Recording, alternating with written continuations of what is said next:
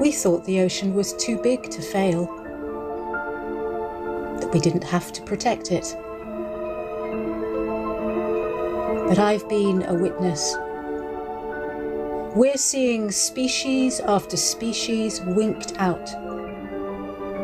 We're looking at more than 1 million species lost. Only about 3% of the ocean is protected. That means 97% is open for exploitation.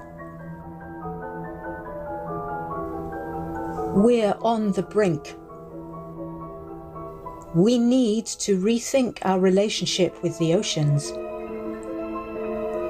Do unto fish as you would have them do unto you.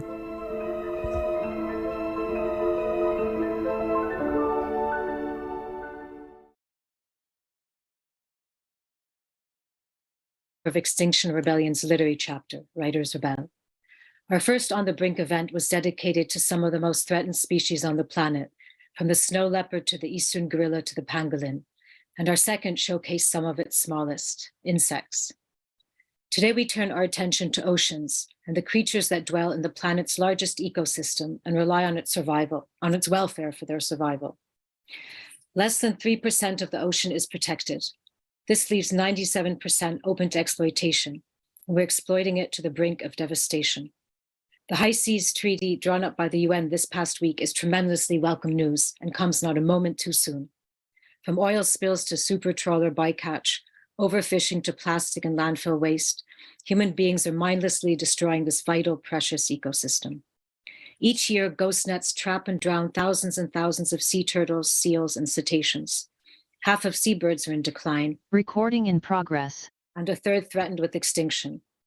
Coral reefs are dying at a terrifying rate, and monstrous dead zones are expanding where life once thrived. Without a healthy ocean, the Earth will rapidly become uninhabitable. And if the ocean were to die, we would soon follow. We've called this evening Oceans on the Brink because this is the stark truth of where we are. But it's not too late to act and rescue this integral part of the vast web of life. I'm now delighted to introduce you to Laline Paul, our compere for the evening. Laline is a novelist, screenwriter, and playwright. Her debut novel, The Bees, is a science-based thriller set in a beehive. It was nominated for the Bailey's Women's Prize for Fiction and is being adapted for the stage by the National Theatre. Her second novel, the environmental thriller, The Ice, focused on the shady links between business, conservation, and politics in the Arctic. And her most recent novel, Pod, last night was longlisted for the 2023 Women's Prize for Fiction, an immersive migration epic that follows the fortunes of two estranged dolphin tribes fighting for survival in a corrupted ocean.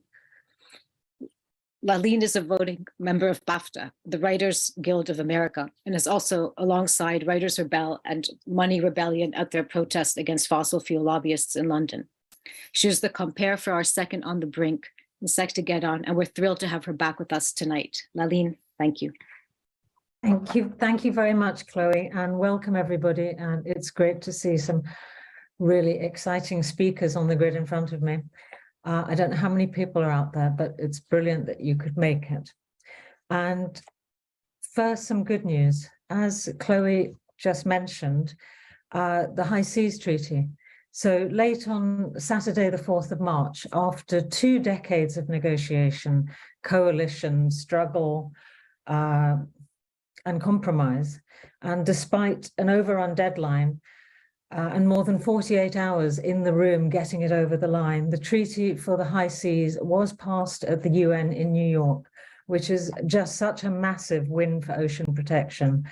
And the high seas means international waters, means the area of ocean outside territorial boundaries, which has been a free-for-all until now. And this treaty provides a legal framework for establishing vast MPAs, marine protected areas, something that you'll be hearing hopefully a lot more about.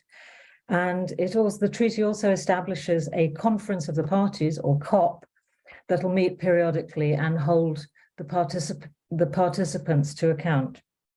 So I've watched this little clip of film several times because it makes me feel so good. And it is the moment when the UN conference president, Rena Lee, makes it official. So just sit back and enjoy this really good news happening now. Good evening-ish, ladies and gentlemen. The ship has reached the shore.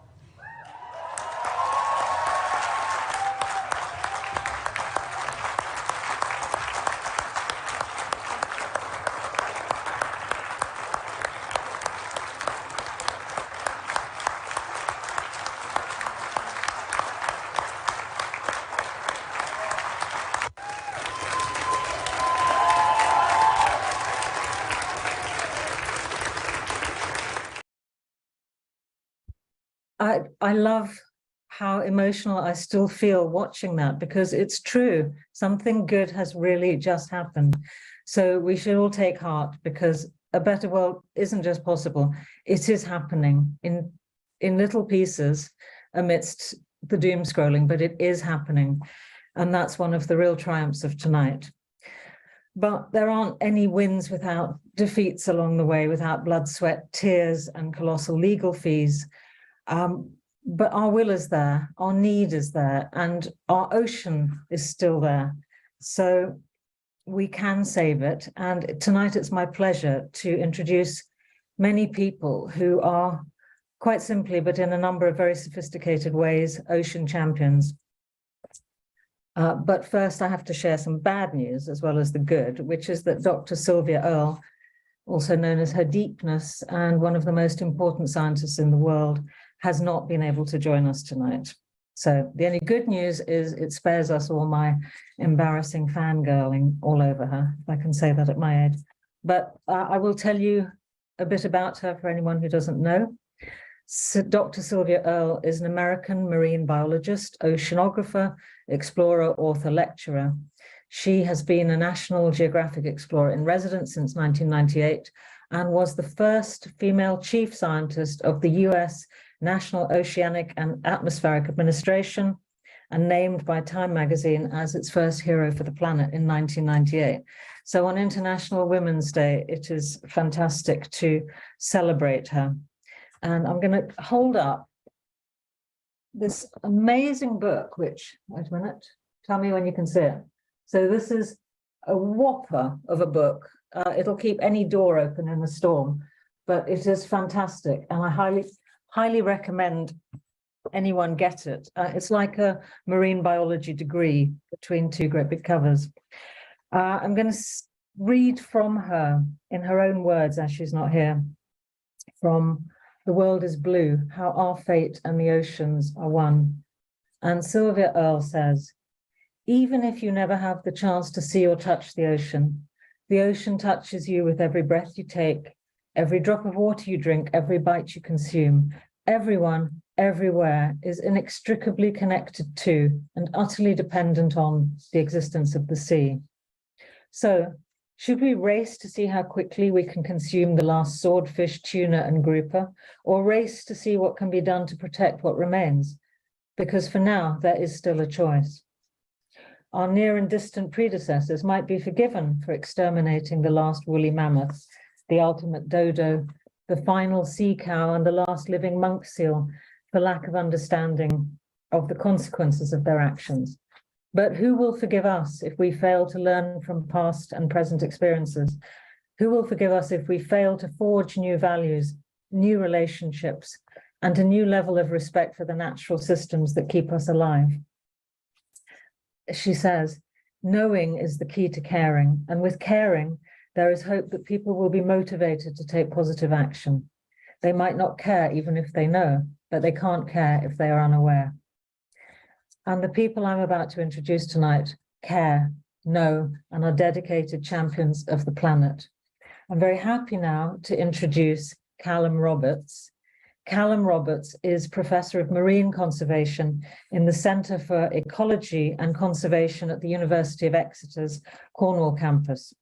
His research focuses on threats to marine ecosystems and species and on finding the means to protect them.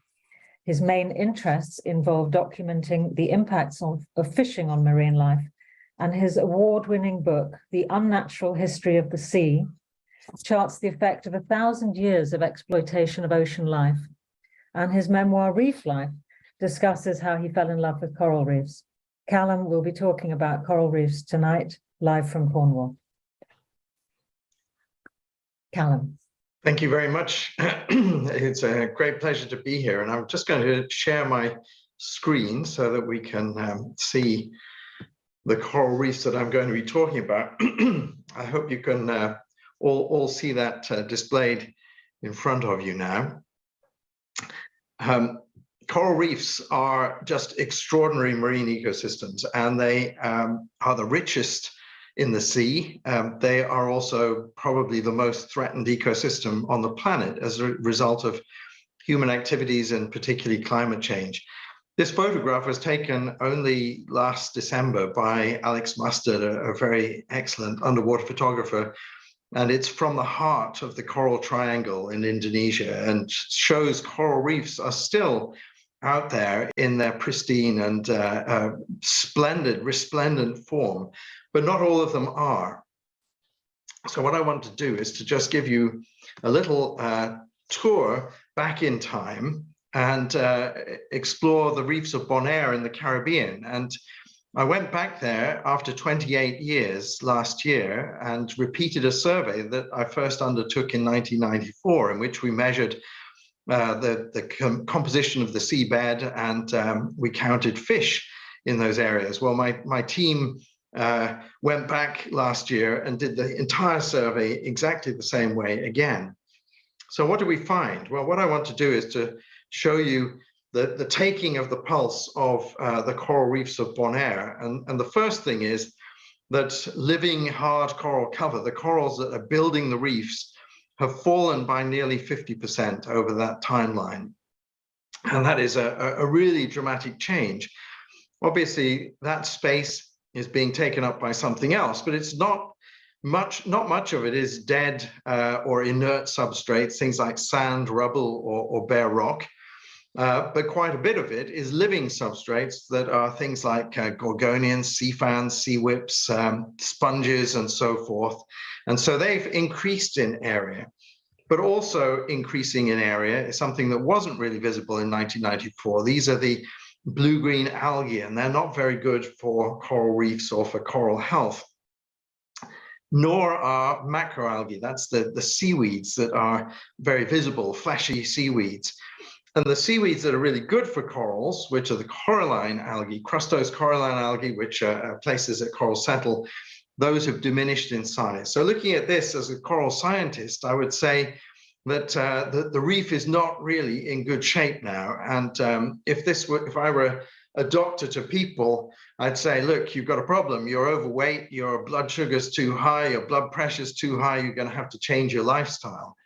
Unfortunately, the lifestyle that this reef has to change is ours, and we're the ones who need to shift our lifestyles if coral reefs are going to be saved over the long term.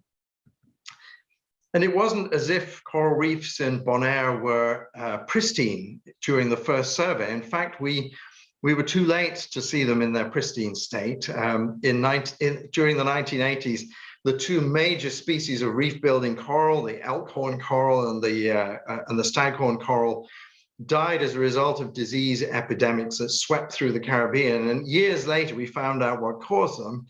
Would you believe a human gut bacterium transferred into the ocean via sewage effluents?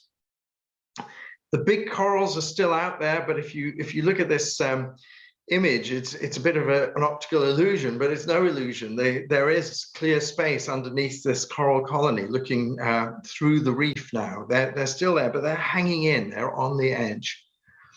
What we also did was to count fish.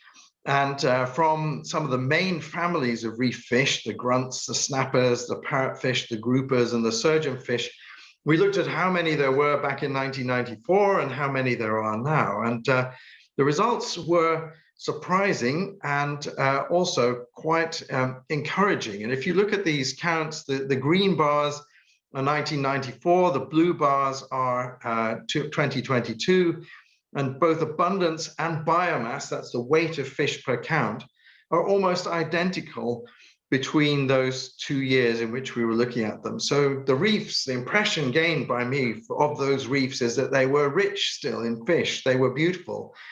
And they're still an extraordinary ecosystem. And they're changing rapidly as the world changes.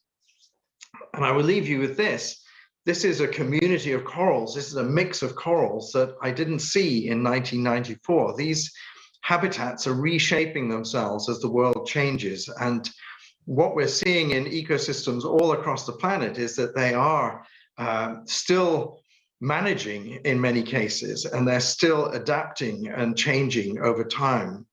If you want the long answer to what I think, oh, that's my timer going on. If you want the long answer on how reefs are faring under climate change and what the future holds, then I'd encourage you to look at my book, Reef Life. But that's just a snapshot, really, of how change is taking place in one reef in one place, which is emblematic of pretty much everywhere. Thank you.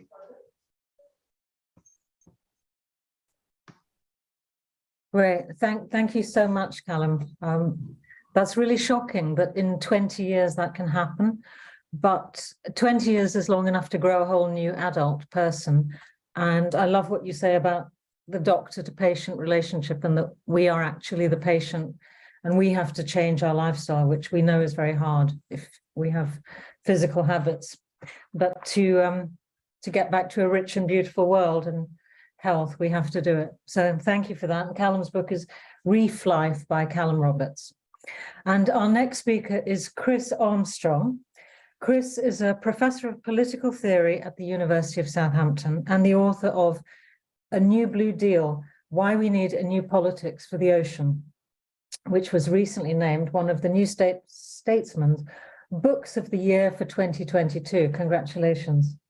He's a supporter of Extinction Rebellion and Ocean Rebellion, and one of his goals is to help inspire a more democratic and radical politics for the ocean in a time of environmental crisis. Joining us now from Southampton, it's Chris Armstrong. Thank you. It's wonderful to be here in such amazing company. I've been really looking forward to this. So I want to begin with the theme of crisis. And I think lots of us are now familiar with the idea that the ocean is facing this multifaceted environmental crisis. So climate change is driving ocean warming, acidification. We know about plastic pollution. We may know about nitrogen pollution in the ocean that's often caused by agriculture, the growth of dead zones, the effects of industrial fishing. What I try and claim in my work is that at the same time as that multifaceted environmental crisis, we face a second crisis, which is a crisis of inequality. So the ocean economy, for various reasons, is even more unequal than our economies back on dry land. There's a big gulf between the haves and the have-nots. It's been shown that in just about any sector of the ocean economy, about half of all the revenues are taken by about 10 keystone corporations. So truly unequal. And what I thought I might talk about briefly is how we got here, how we got to this position facing these two crises. And I'm just going to briefly talk about three things. So firstly, I think it's really interesting to talk about intellectual origins. So if we look at the law of the sea, the person who's often seen as the intellectual godfather of the law of the sea, a Dutch thinker called Hugo Grotius, wrote a book in the early 1600s called The Free Sea, or Mare Liberum. And Grotius was a stern defender of freedom to fish, freedom to exploit, freedom of the ocean. And his justification for that freedom was essentially the view that the riches of the ocean are basically unlimited, infinite. Nothing we've ever done to the ocean, he claimed, has fundamentally altered its state. Now, we now know that this is obviously false, right? So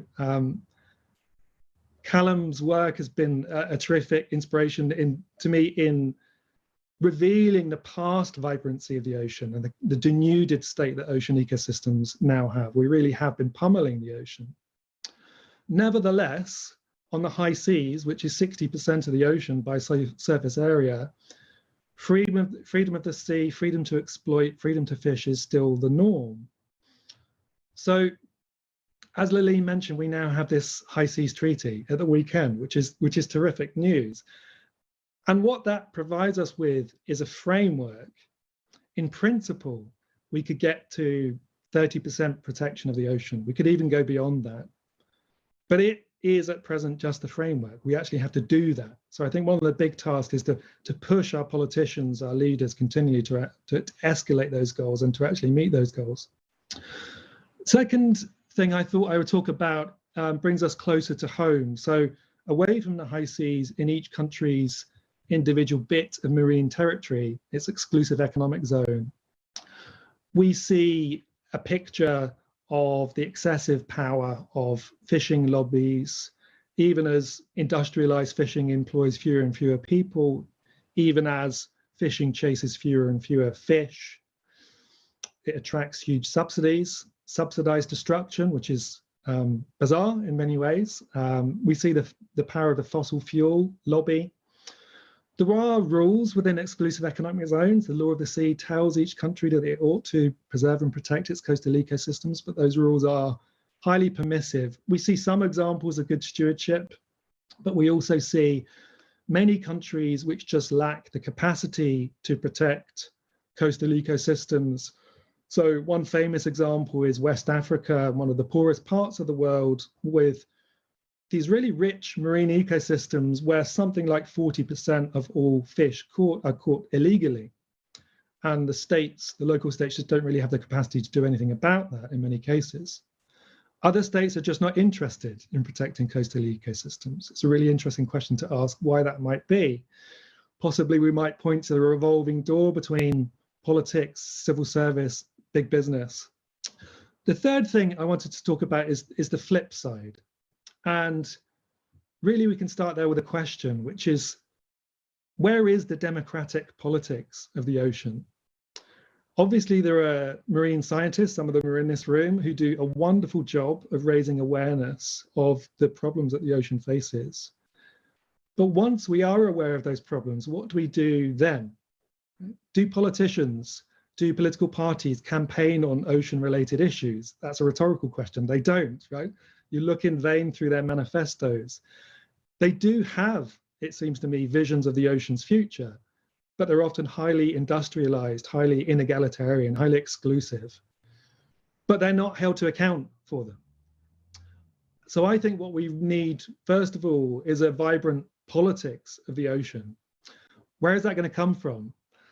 From meetings like this, from Extinction Rebellion, from Ocean Rebellion that I'm proud to be a part of, from civil society, from below.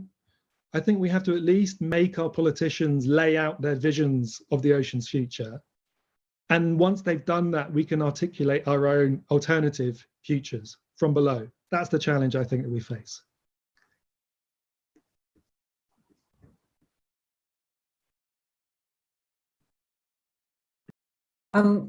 Chris, that was so fantastic to hear, and I was scribbling away, and I will definitely be buying Chris's book, which again is called A New Blue Deal, Why We Need a New Politics for the Ocean. Who publishes you, Chris?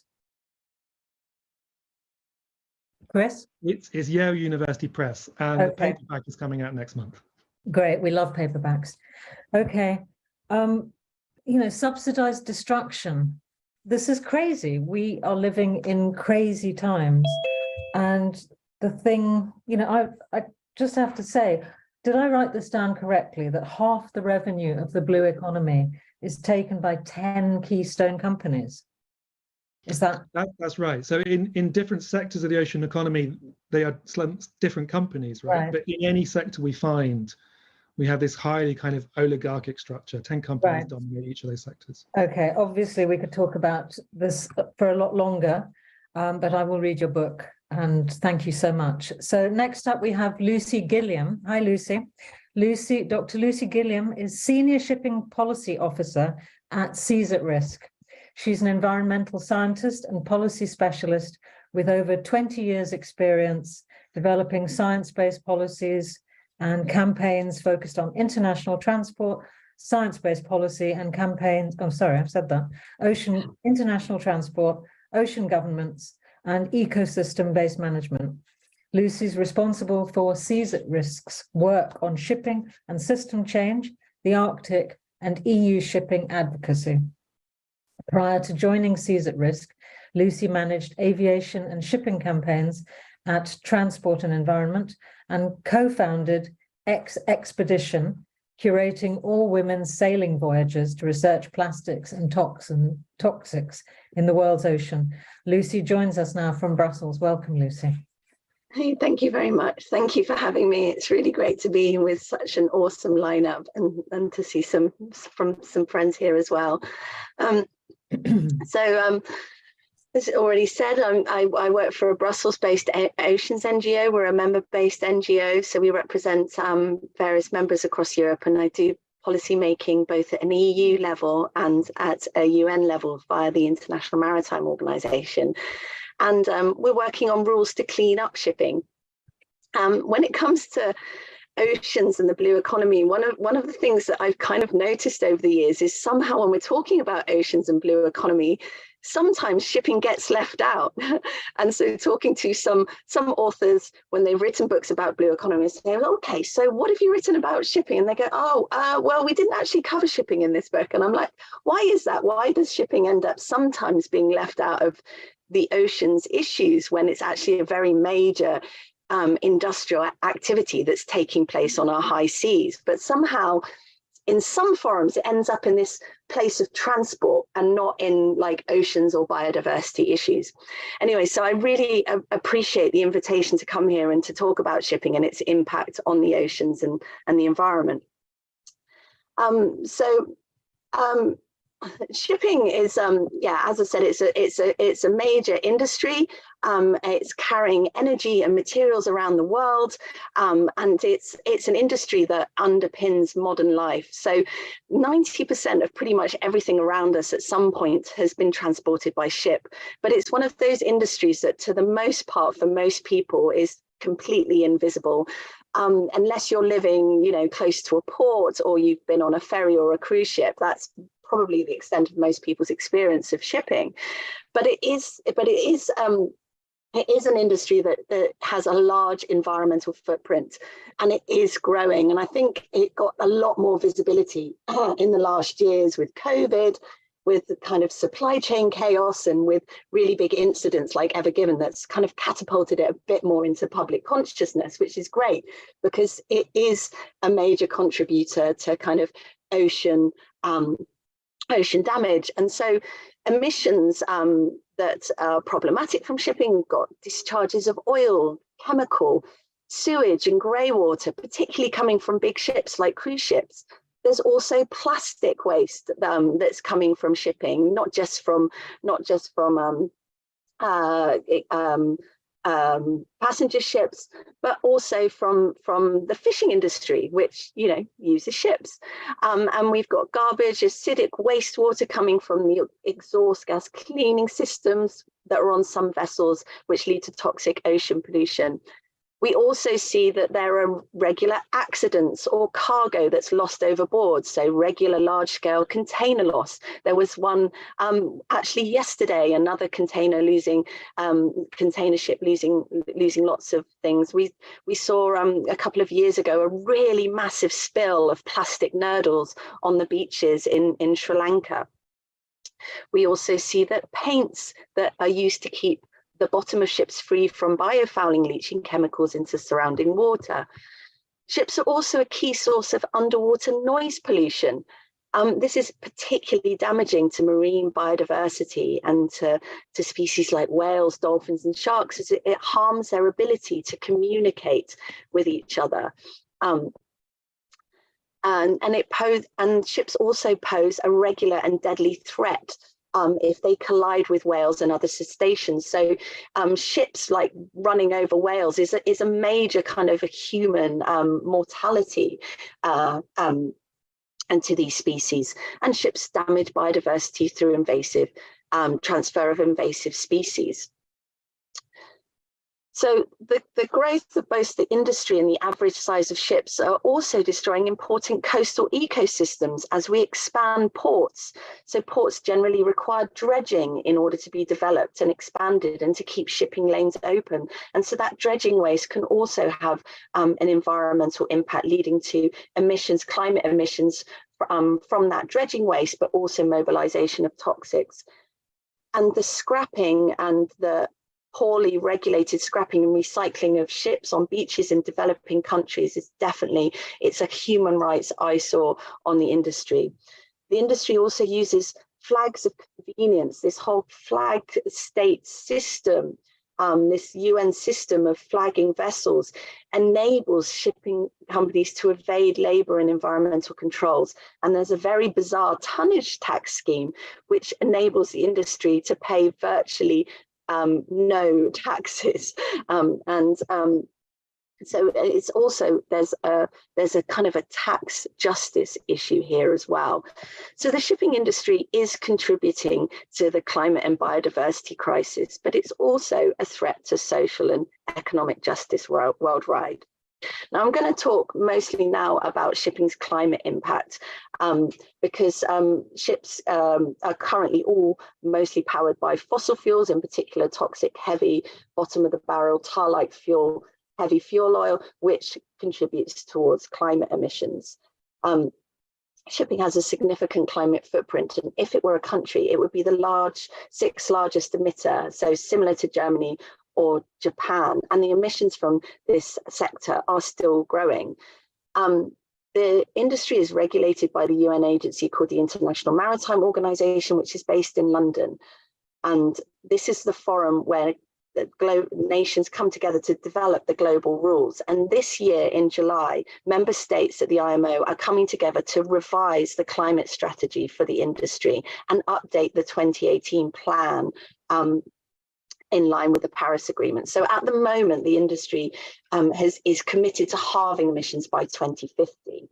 However, this is simply not enough. In order to keep within the Paris Agreement goals and to limit heating to 1.5 degrees, we really need to be getting to zero way before 2050 and actually halving emissions by 2030. So this is a really pivotal moment that's happening this summer, where everybody's come together to revise the strategy and to put policies and measures in place in order to actually bring down emissions now and set the industry on a path to wean itself off fossil fuels and get within ecosystem boundaries. So is it possible to actually meet these targets? Is it possible to have this level of ambition and to reduce emissions from the sector? Well, it is a very good question, and it depends on how you look at it. It is super challenging. These are some of the biggest machines on Earth. You know, ships consume, you know, thousands of tons of fuel a day, moving products around the world, and replacing that fuel is going to be is very, very challenging. So, you know, and this challenge is made worse by the fact that demand for shipping services is increasing. More stuff being being moved around, more consumer demand is making this problem harder. So the issue of the climate footprint doesn't just rest with the shipping industry, but it's also, as society, we need to confront our energy and material footprints as well. If we consume less, we redesign services, create regenerative local economies and reduce single-use plastics, etc. This could reduce shipping demand. But we also do need to, you know, finger the industry and wean it off fossil fuels. So one of the ways to do this is operating ships differently and building cleaner ships. So a lot of emissions are tied to how fast ships travel. I can hear you. Sorry, have I done something wrong? Is everything okay? I think so. Okay. Oh, sorry. I didn't know whether. Sorry, I lost my train of thought. I'll get. So yeah, so ships operating fast burn more fuel. So slowing ships down, you not only save fuel, you hit less whales, you reduce ocean noise. You can also use new technologies like wind propulsion. So this is not going back to the past. There's loads of modern wind technology that can reduce emissions. And it's possible to electrify some ships. So coastal shipping and ferries in particular have already been electrified. So there's lots of potential here. And the remaining energy can be produced by renewables. But we always need to be mindful that we mustn't waste energy, even if it's renewable energy, and the cleanest fuel will always be the one that we don't need to burn. So ultimately, to protect the oceans, we do need to shift society away from wasteful linear economies to more regenerative and circular ways of living, to lead to less pollution and less industrial activity on our oceans, which I think really echoes things that have already been said by Chris and by Callum before me. So thank you very much. I'm also very pleased to hear about this High Oceans Treaty, and definitely we've got a lot of hard work to do now at the International Maritime Organization to bring that energy to that space and get more ambitious rules there. Thank you very much.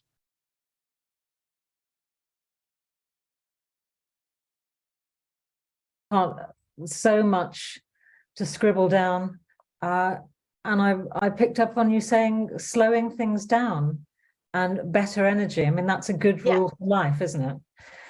It definitely is. And it would make a huge difference with shipping, because there's a cubic relationship between fuel burn and speed. So you slow ships down a bit and they consume much less fuel and run over less whales.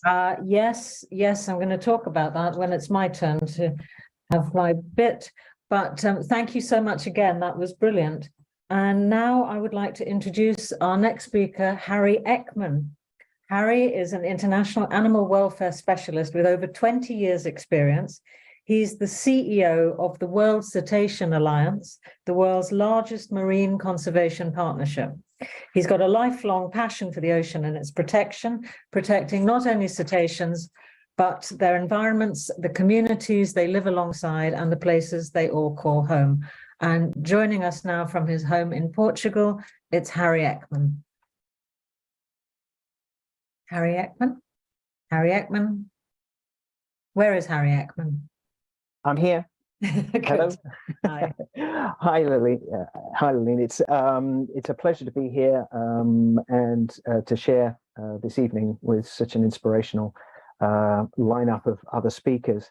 I want to talk today about the humpback whale, and I want to use the humpback whale as a way of demonstrating the importance of whale song into how we are protecting the oceans. So I'm just going to share my screen, hopefully.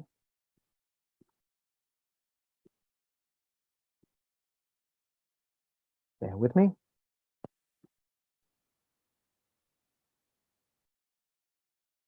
Can you see my screen? Can you just see the whale bit, or can you see the whole screen? Apologies, I'm having a technical problem here.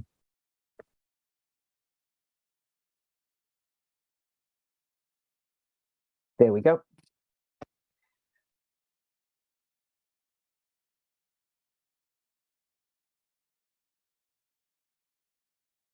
What you're hearing now is the sound of a humpback whale singing. And you've probably heard a sound like this many times without actually knowing the importance of it. But it's fair to say that the song of the humpback whale is one of the reasons why we actually still have whales in the ocean today. When people think about whaling, they often think and have images in their head like this one and presume that the classic period of whaling was when it was at its worst. But actually, it was the 20th century that saw the greatest devastation of whale populations, when over 3 million whales were killed. And in the 1960s and 70s, whaling reached its catastrophic heights, with more than 70,000 whales each year being slaughtered. At that time, the number of humpback whales plummeted to only around 5,000 individuals. In 1967, Roger Payne, one of the pioneers of ocean protection, was studying the behavior of whales, and he was listening to recordings of humpbacks. And as he listened, he had this moment of realization, something that we actually now accept and understand, but at the time it was revelatory. The sounds that he was listening to were repeating patterns. They were made up of units of specific pitches and phrasing. What he was hearing was the structure of music, and what he was listening to was a whale singing. What he did was he produced and published a spectrograph, a visual representation of what it was that he was hearing, published in Science magazine. And then in 1970, he released an album, Song of the Humpback Whale, and it sold 125,000 copies. It went multi-platinum, and its success saw everyone from international news outlets to the biggest entertainment names of the day talking about whale song in a way that they had never done before. Then a few years later, in 1979, National Geographic included a pressed disc of Roger's whale song in its January edition. 10.5 million copies of whale song circulated the earth. And to this day, it actually remains the largest single print order of any recording ever made. Now, because we now know how intelligent and empathetic whales are and how complex and rich their lives are, it's hard to imagine the importance that this had and the change in perception of whales that this created. But the effect was seismic. Now, together with the activism of the recently formed Greenpeace, and obviously we have Paul Watson, one of its founders, also on this evening, this new understanding of whales and the resulting public pressure culminated in the International Whaling Commission's moratorium on commercial whaling, which saw it banned in 1986. Despite, unfortunately, there still being small pockets of whaling going on today, this is an example of a generation-defining achievement in conservation and animal protection. When there's global will, we can affect global change.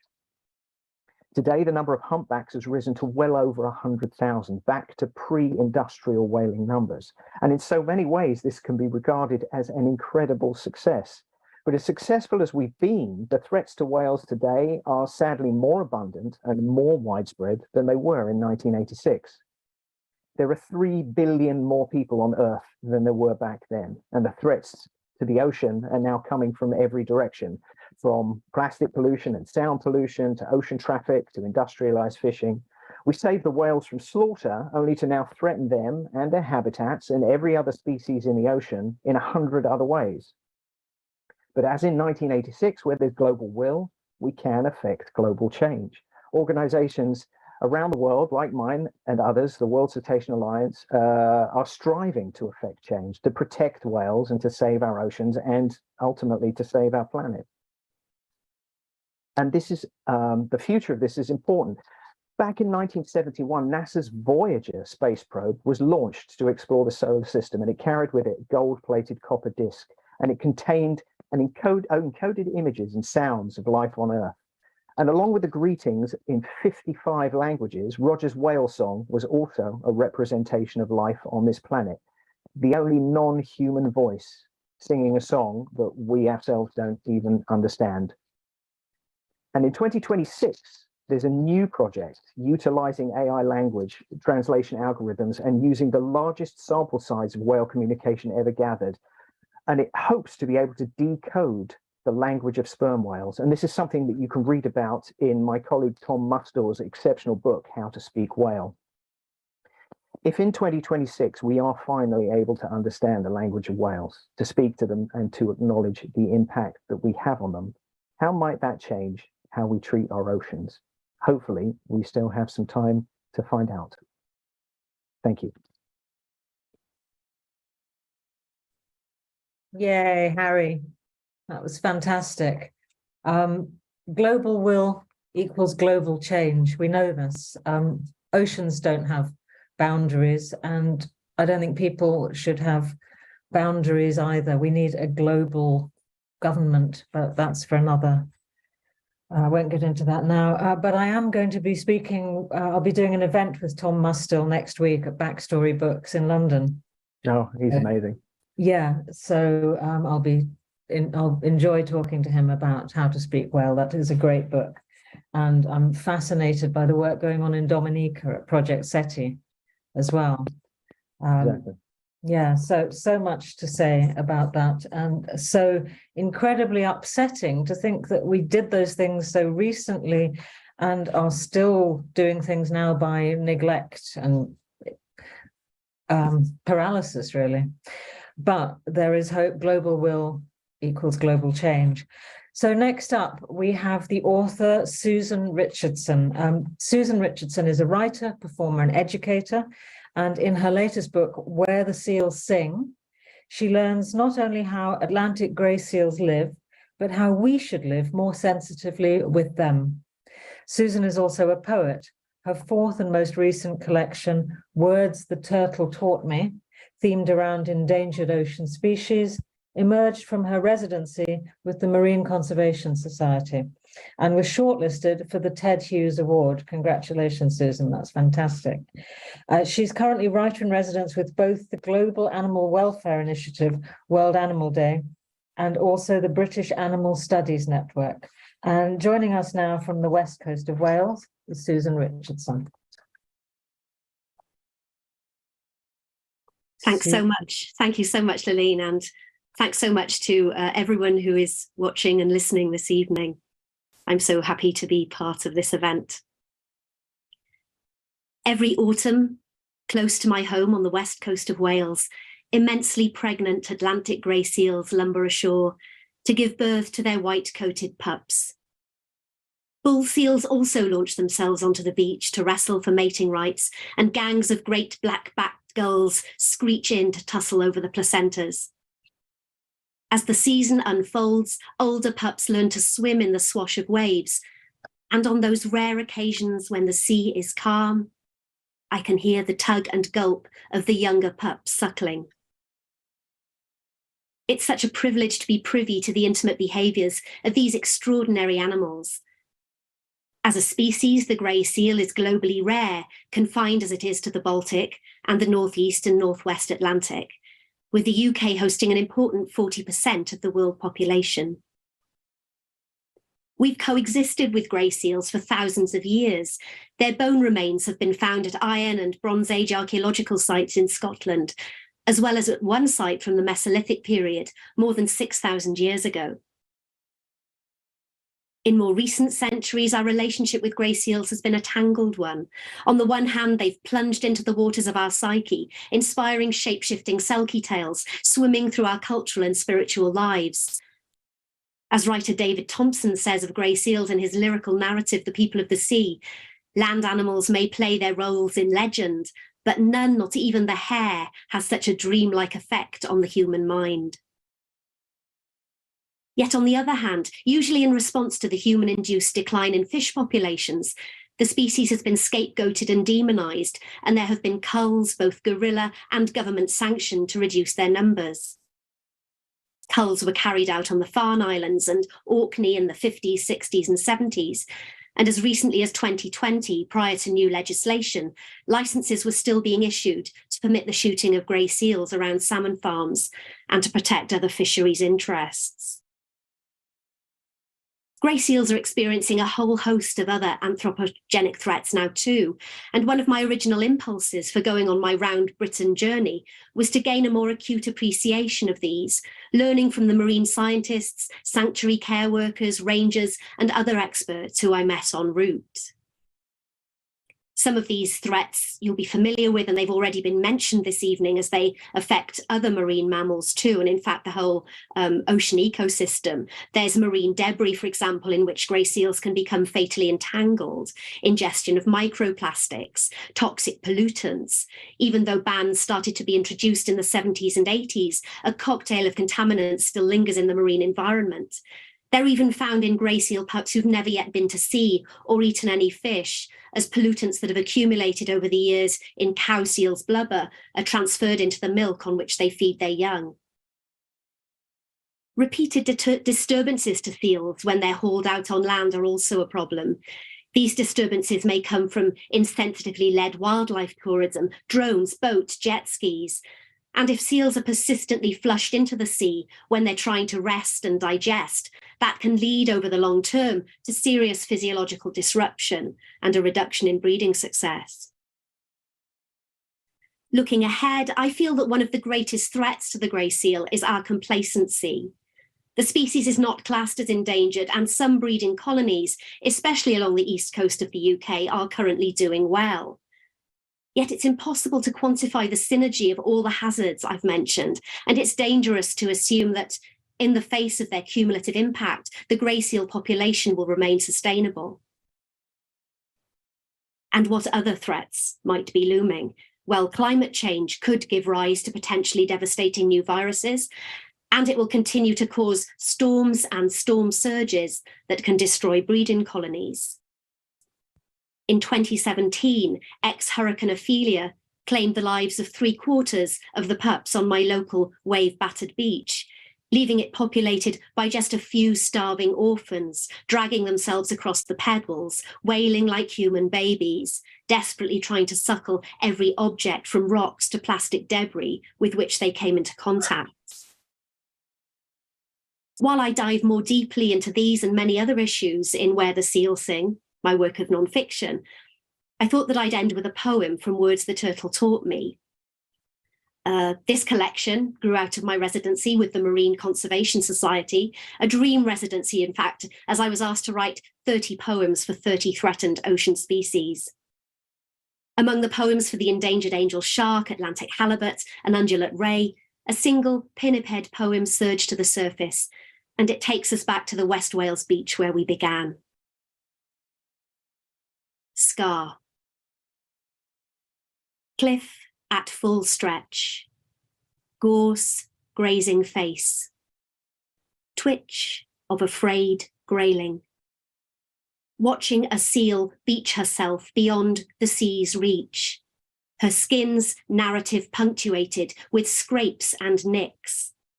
Comma, colon, quote mark, asterisk, +1 hyper-extended hyphen, emphatic underline, over long minus sign. Shift stiff legs, jag of rock nags left hip like an unanswered question. It's a scar the shape of a fish farmer's blame for his filched salmon stocks, deep as his commitment to fire a fatal shot, as our fixation with propellers and plastic. It's one axis of a graph that exhibits her decline, a horizon from which the sun can't bring itself to rise. It's the line that must never be crossed. Thanks so much for listening. Thank you so much, Susan. Obviously, the grey seal is your spirit animal. I do feel that, yes. Yeah, it comes through very tangibly. And Susan's most recent work, again, is Words the Turtle Taught Me, shortlisted for the Ted Hughes Award.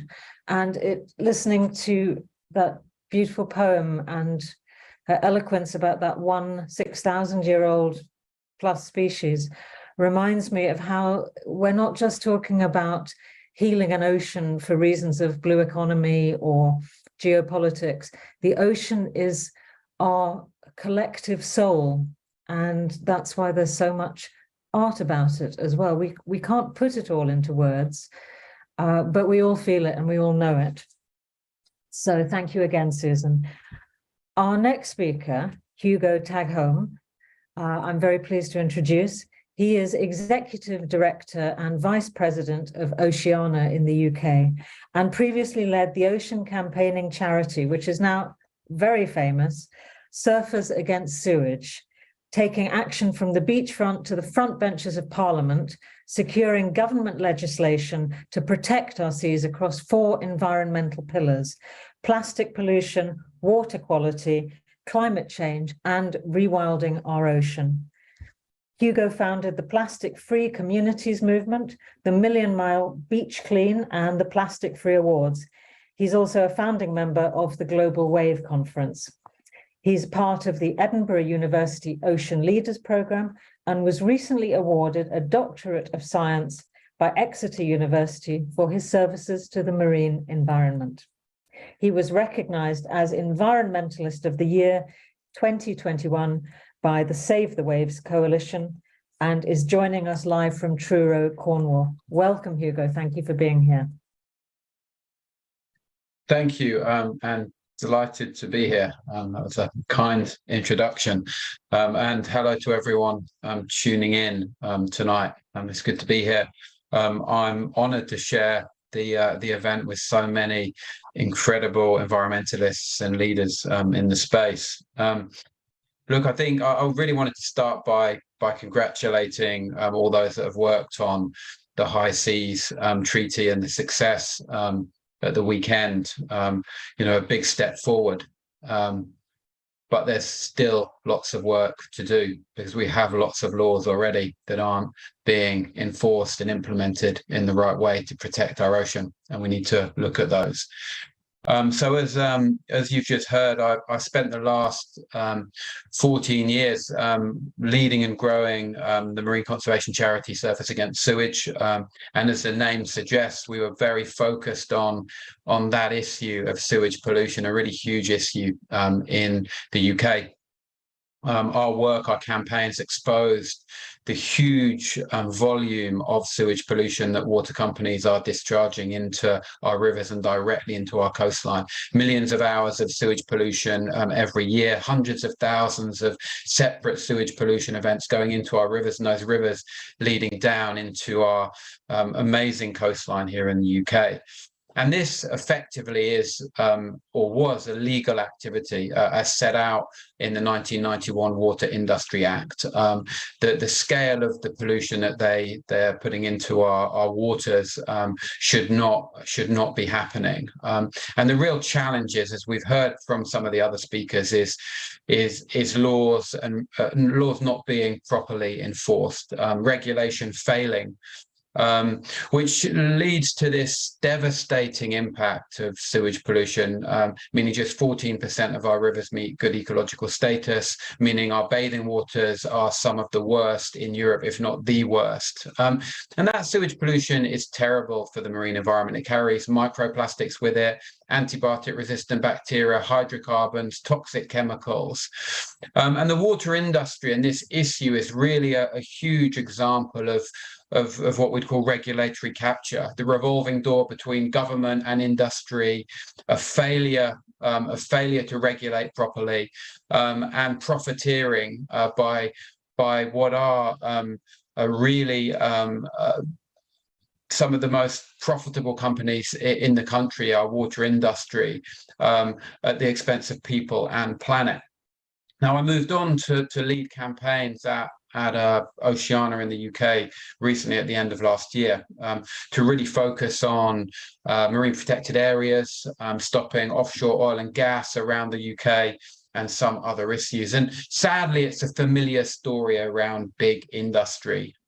Last year alone, industrial fishing vessels fished for 136,000 hours in our marine protected areas, 7,000 of those hours being the most harmful trawling and dredging of those sites.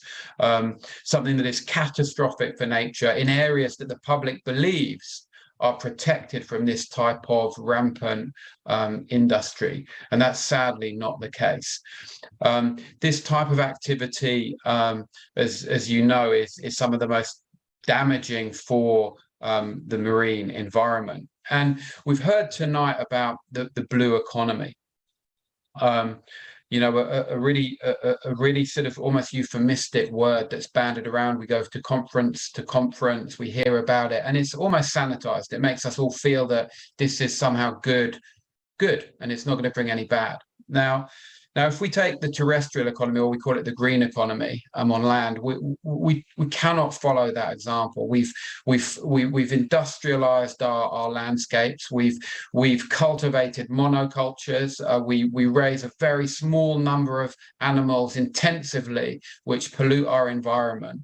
And if the blue economy could do anything, it's not follow the example of the green economy. We cannot carve up our ocean into different sections for industry. Now, look, industry, and there seems to be a sort of an issue at the moment where where industry expects there to be a continuity of the current economy and business as we approach the blue economy. And sadly, we know that some industries do need to go out of business. I'm sure that we've heard the example of whaling from Harry tonight. I'm sure the whaling industry was up in arms when those laws were passed that helped the humpback whales bounce back from 5,000 to 100,000. But sure thing. And there's going to be industries now that are operating in the waters around the UK and around the world that do need to go out of business, oil and gas being one of the first ones that spring to mind. In this spatial squeeze that we're seeing in our oceans, the one thing that we can't allow to be squeezed out between the tide line of sewage and the offshore oil and gas and industrial fishing is nature itself. That's the one thing we have to create space for. But there is hope. Now, Harry gave an excellent example, and I know there's more work to do, and amazing people like Harry and Paul are leading the charge on this. But there is hope. We've seen, the impact of very strongly enforced international laws and what it can do for our environment. We saw it on whales. We've seen it on the ozone layer. The ozone layer now repairing itself. And we've also seen how governments can act much more quickly in passing laws and implementing laws and resourcing laws.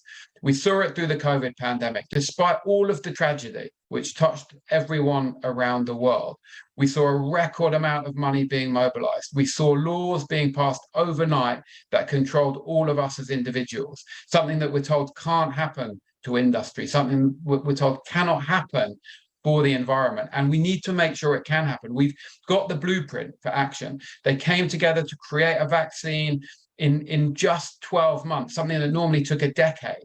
So we can see where there's a will, there's a way, and we have to find a way now. We have the frameworks.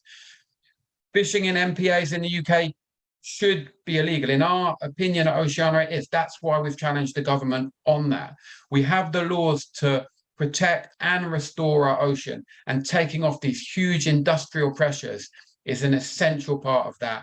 Not in 10 years' time, but immediately. Thank you. Yay. Great speech, Hugo. It came to me listening. I would really like a transcript of this whole event because I can't keep up and there's so much good stuff. I have a horrible feeling I might have to get involved in doing that. But yeah, no spatial squeeze on nature. And also you made me think that, yes, the oil and gas industries will want compensation or might ask for it in the same way that slave owners used to. Slave owners got compensation in abolition. And, the world changes. People don't like their view change. We don't like our habits changed. But we know that we now know tobacco kills, and we change our habits when we know what's going to kill us. We know what's killing us. It's all around. So where there's a will, there is a way. Right. Okay.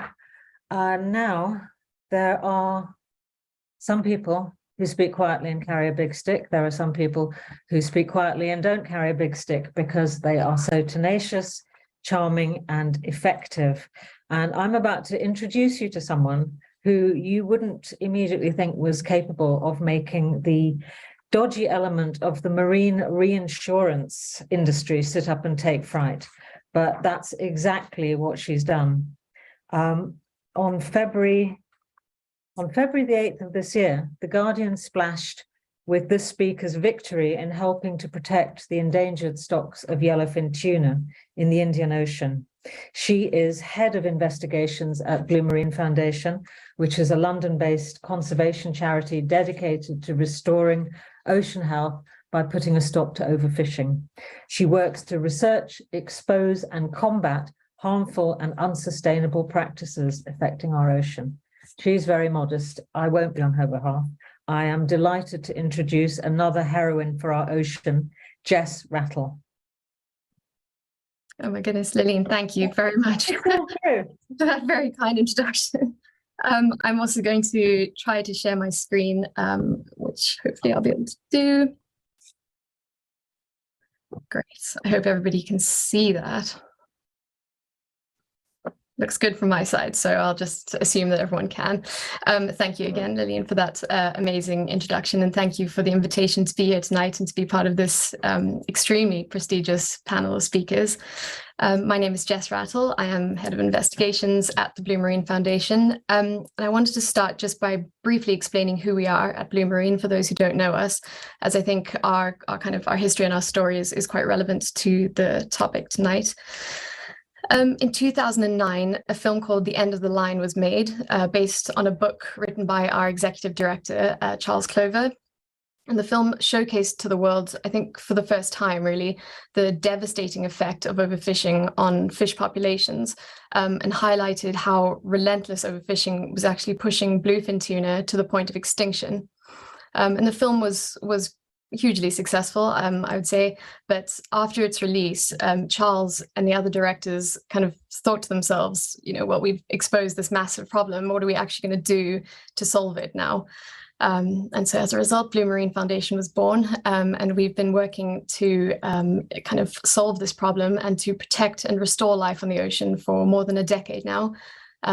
Firstly, by securing marine protected areas, and then also kind of most importantly for my work, by fighting against overfishing. And I think, as we've heard and as we've all, I think, agree, that life in the ocean is really what enables us, enables it to provide for us and to provide all the functions that we depend on so heavily. So while things have improved, I'm happy to say, for bluefin tuna over the years, it saddens me to say that as human beings, we really haven't learnt our lesson very well. And to the contrary, we've actually become better and more efficient at emptying the oceans of fish. And I know we've all been hearing quite a lot about the high seas, and as Hugo mentioned, kind of over the past week, we've really, I think, reveled in the success of the High Seas Treaty. And I think the whole world has realized how vast the high seas are, and how important it is that we protect them. Well, I often refer to the Indian Ocean as the kind of Wild West of the high seas, as it seems to be the ocean with the least monitoring and the least oversight, and as a result, the kind of biggest problems. And I think, as on my slide, there's two highly prized species of tuna, yellowfin and big eye, in the Indian Ocean.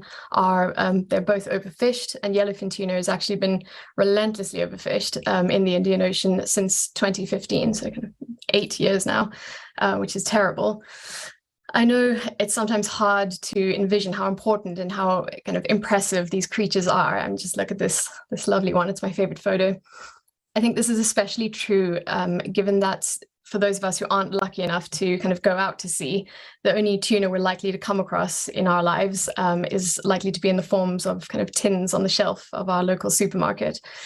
But as powerful apex predators, which they are important. And in the Indian Ocean, they really are in crisis.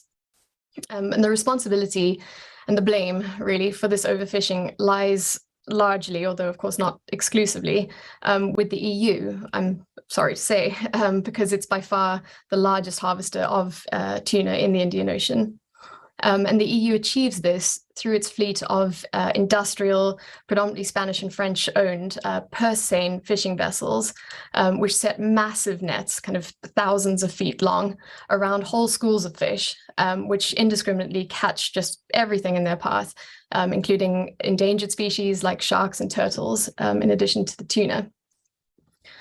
So we at Blue have been campaigning against this ongoing overfishing for 3 years now, and I'm pleased to say we have had a few significant conservation wins during this time.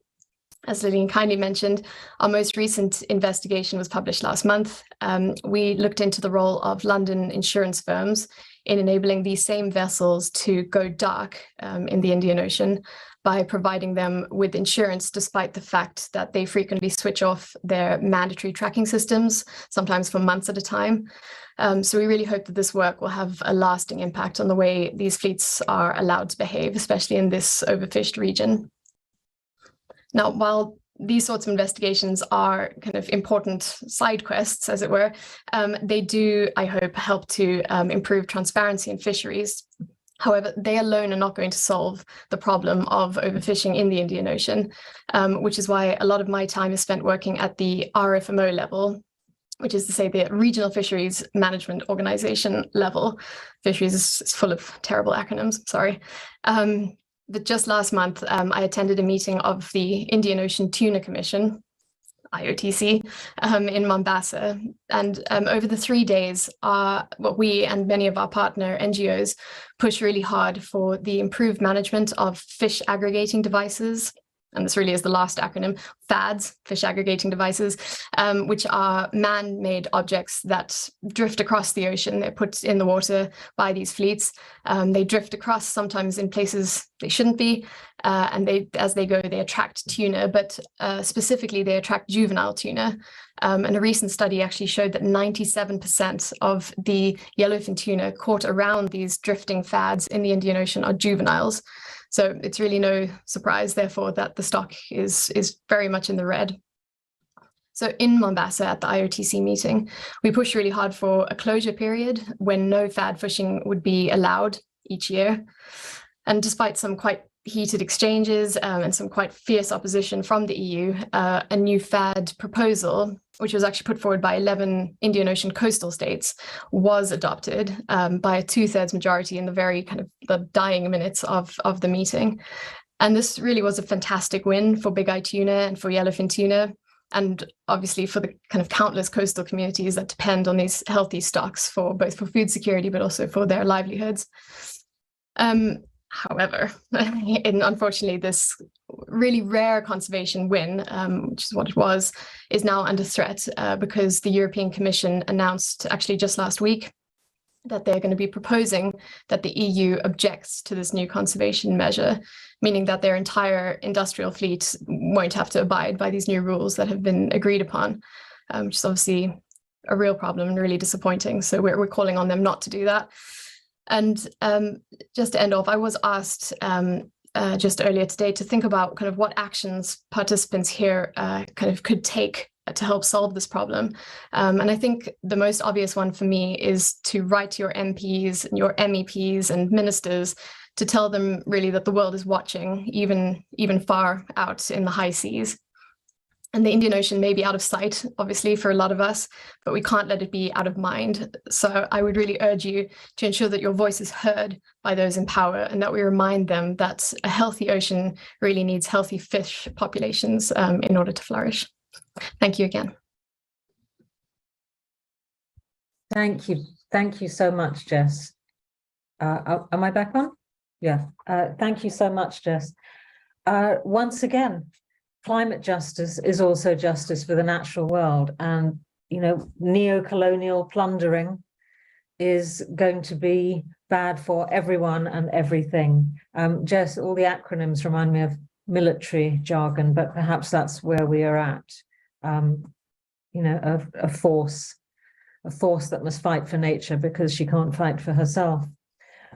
Okay, so we have to raise our voices, not be frightened of being a pain to people that don't want to hear from us. And crucially, and I think it really does bear repeating, we need to protect our right to peaceful protest, or we cannot raise our voices. If people won't listen to us, if people won't reply to our emails, if we're not allowed to demonstrate, then we are letting ourselves be silenced, and we mustn't do that.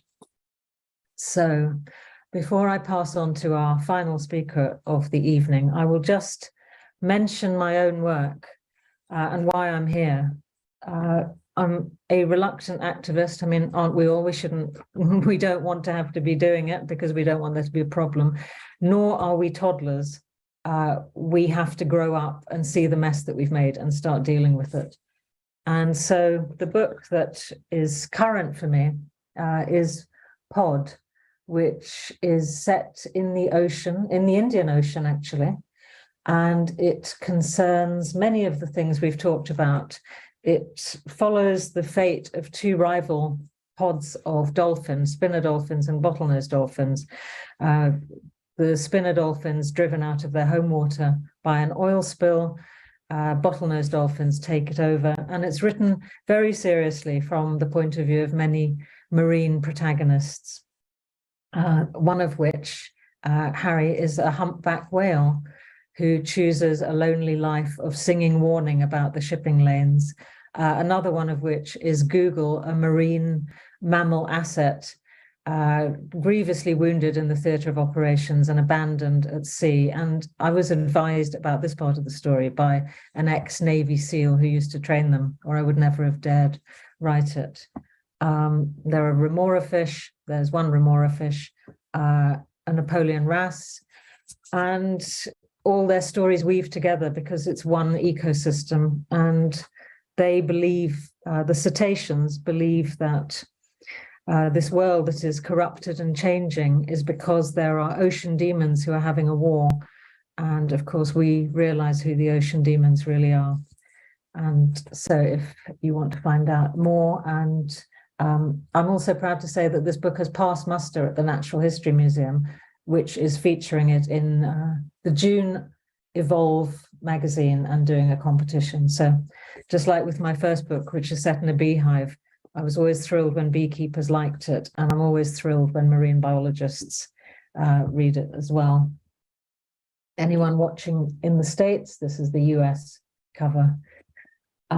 So there we are, it's in the shops, and it was longlisted for the Women's Prize for Fiction 2023. So I'm really happy about that. But it's now my great pleasure, and actually I would say it's my honor, to introduce our final speaker of the evening, Captain Paul Watson. Captain Paul Watson is a marine wildlife conservation and environmental activist. He was a founding member and director of Greenpeace. In 1977, he left Greenpeace and founded the Sea Shepherd Conservation Society. He's a renowned speaker, accomplished author, master mariner, and lifelong environmentalist. He received the Genesis Award for Lifetime Achievement in 1998 and was named as one of the top 20 environmental heroes of the 20th century by Time magazine in 2000.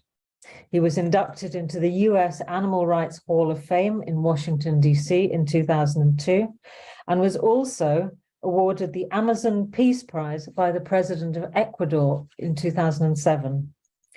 In 2012, Captain Watson became only the second person after Captain Jacques Cousteau to be awarded the Jules Verne Award, dedicated to environmentalists and adventurers. In 2022, Captain Paul Watson continues his fight for marine wildlife conservation with the new Captain Paul Watson Foundation. He joins us from New York City. Welcome, Captain Paul Watson, and thank you so much for joining us.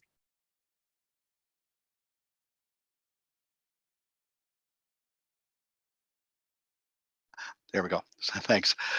Yes, in 1977, I did set up the Sea Shepherd Conservation Society, but with a specific strategy, which I called aggressive nonviolence. And what that meant is we're going to intervene aggressively, but we're not going to hurt anybody, and we never have.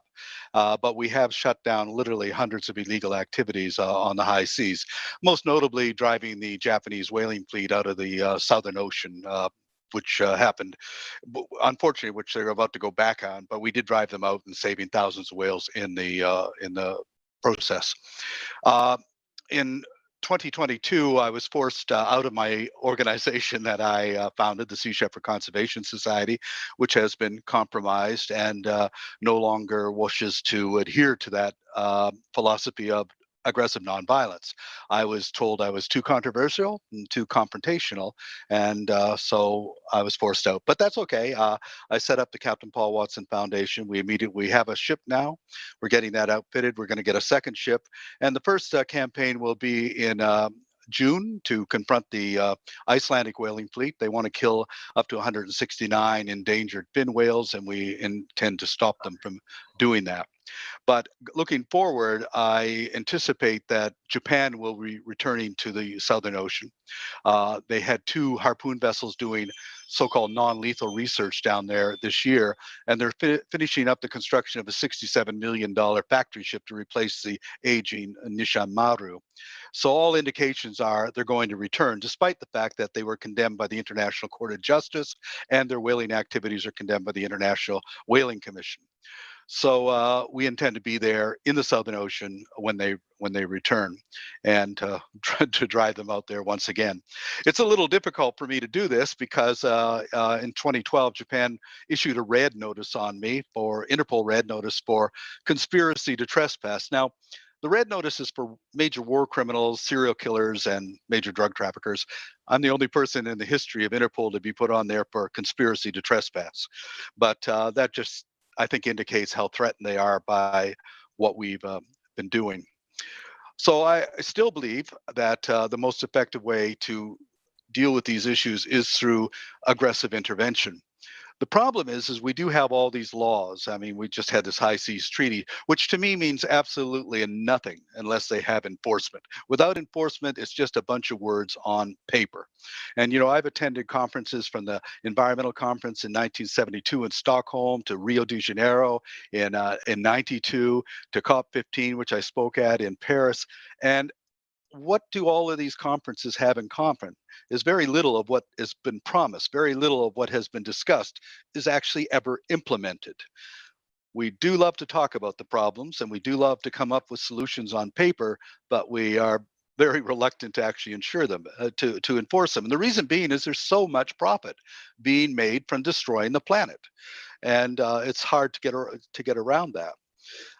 I think the most pressing problem facing our future in the ocean is the fact that since 1950, there's been a 40% diminishment in phytoplankton populations in the sea.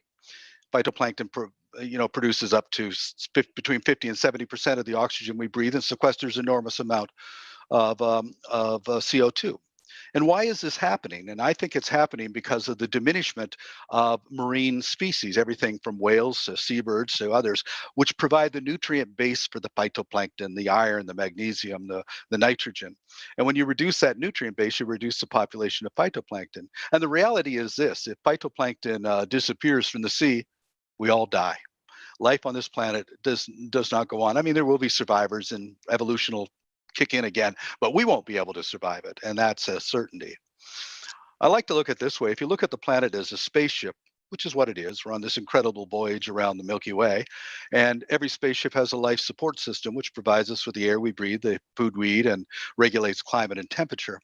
And that life support system on our planet is maintained by a crew of engineers, these hardworking engineers that make it all possible for everything to run efficiently. We humans, we're not engineers, we're passengers, but we're having a great time murdering engineers. We like to kill off the engineers. But there's only so many engineers that you can kill before the machinery begins to break down. And I think that that's what's happening right now. And that's why I say when the ocean dies, we all die. We have to learn to live in harmony with all of these other species that make it possible for us to survive. A few years ago, I got a call from Brett Hume from the Fox Network in the United States, and he said, "Did you actually say at a conference that birds, trees, whales, and worms are more important than people?" I said, "Yeah, I think I did say that." And he said, "How could you say something so outrageous? That's the most unchristian, un-American thing I can imagine anybody saying." And I said, "Well, I said it because they're more important than people. The reason being is very simple. They can live here without us, but we cannot live here without them.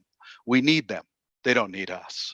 So, we have to start taking ourselves, regarding ourselves as being so all important that everything was created for us, when in the reality is we're just a bunch of overly conceited naked apes who've become divine legends in our own mind. We have to learn to live in harmony with all of these other species. And if we don't, we're simply not going to survive. And so I get criticized for being too aggressive, for being too controversial. But that's my role. I'm here to piss people off. I'm here to say things that they don't want to say. I'm here to do things that people don't like being seen done, because my clients are not people. I don't care what people think about us. I represent all of those species that are threatened, especially in the ocean. That's who I work for. In 1986, we sank half of Iceland's whaling fleet and destroyed their whale processing plant. Now, that might sound illegal, but I did turn myself into Iceland, but they refused to put me on trial because what they were doing was illegal. And to put me on trial would have been to put themselves on trial. So that didn't go anywhere. But I had a former colleague from Greenpeace came to me and he says, "I just want to let you know that what you did in Iceland was illegal, unforgivable, and despicable."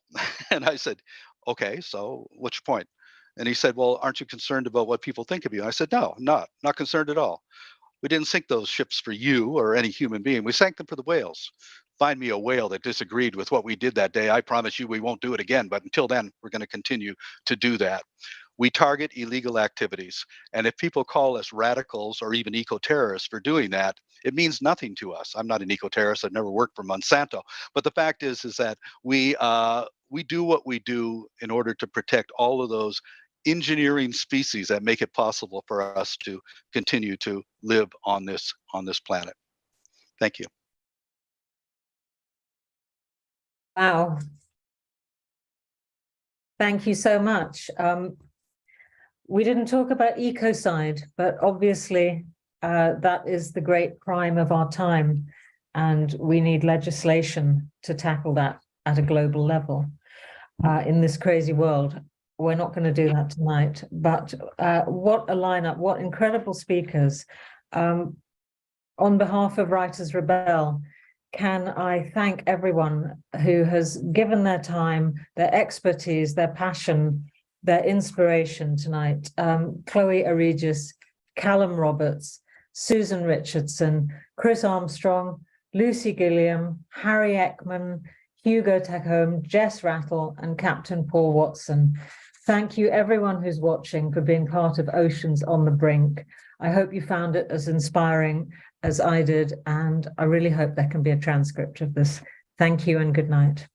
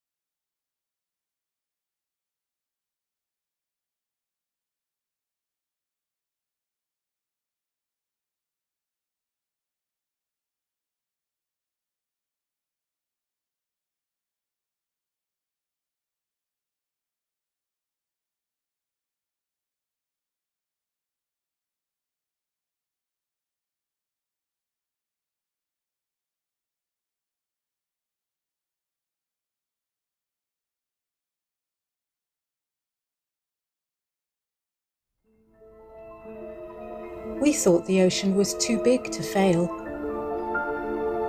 that we didn't have to protect it. But I've been a witness. We're seeing species after species winked out. We're looking at more than 1 million species lost.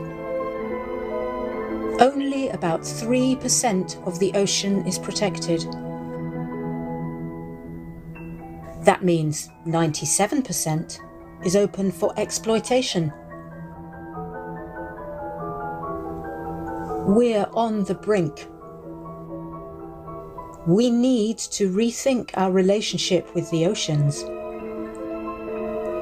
Do unto fish as you would have them do unto you.